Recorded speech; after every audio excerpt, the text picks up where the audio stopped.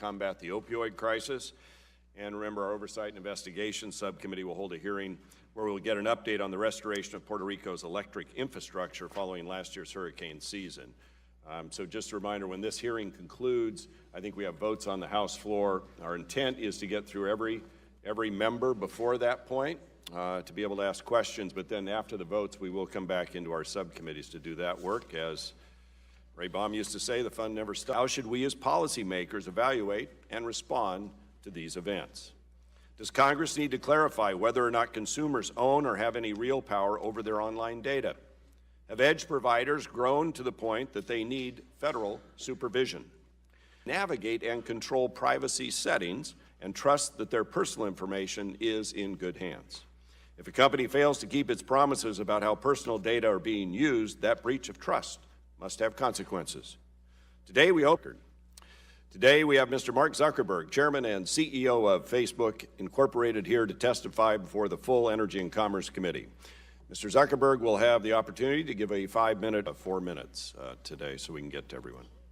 Mr. Zuckerberg, you've described Facebook as a company that connects people and as a company that's idealistic and optimistic. I have a few questions about what other, given the situation, can you manage the issues that are before you, or does Congress need to intercede? I'm going to leave. People aren't empowered enough to really make those decisions in a positive way. Chair now recognizes former chairman of the committee, Mr. Barton of Texas, for 4 minutes. Well, thank you. So big, so fast. It is no longer the company that you started in your dorm room.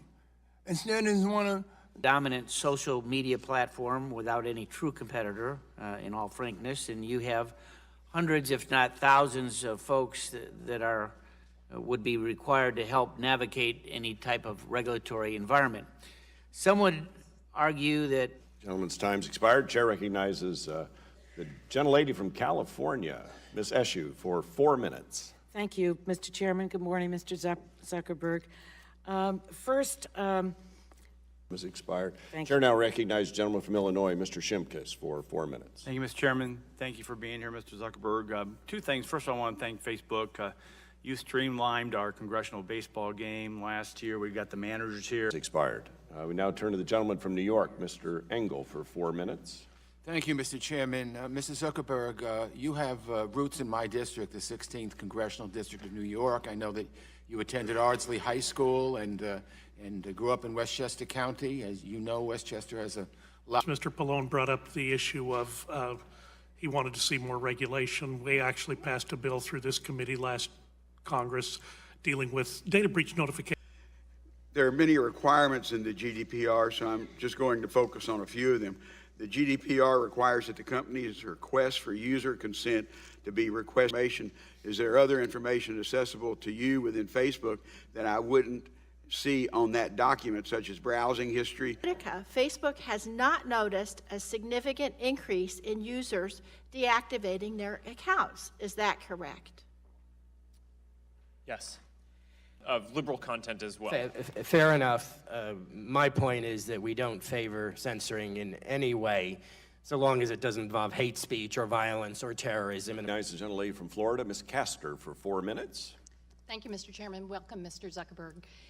For all of the benefits that Facebook has provided in building communities and connecting families, and that's not part of the bargain. And current laws have not evolved, and the Congress has not adopted laws to address digital surveillance. There is consumer-driven data, but if we were to greatly reduce or stop, or just greatly reduce through legislation the use of consumer-driven data for targeting ads. Someone from Maryland, Mr. Sarbanes, for 4 minutes.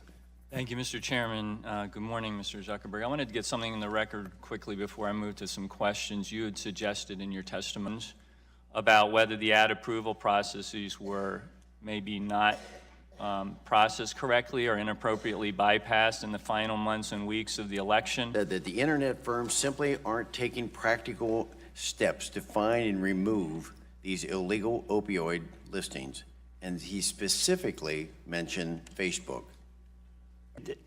Facebook has not always protected the privacy of their users throughout the company's history.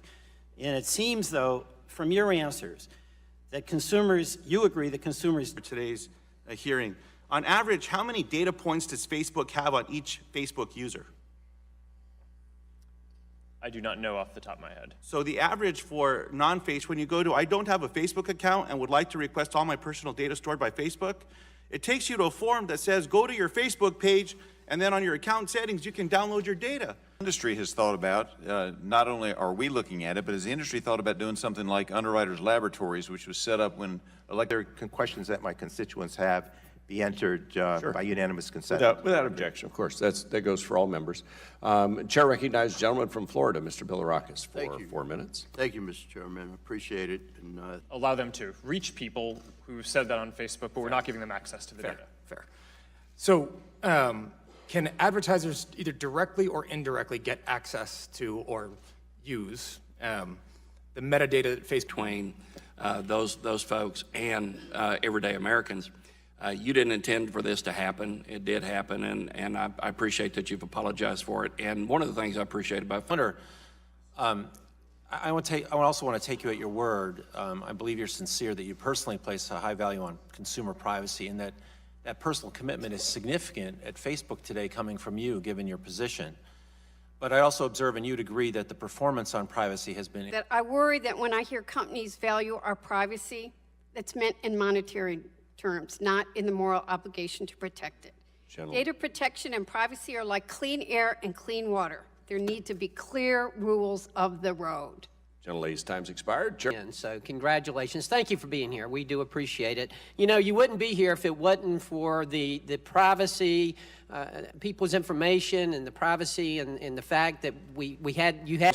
A letter from the Vietnam Veterans of America, which I referenced in my opening remarks, a letter from Public Knowledge, a letter and an FTC complaint from the Electronic Privacy Information Center, a letter from the Motion Picture Association of America, a letter from ACT, the App Association, a letter from the Committee for Justice. A committee is now adjourned.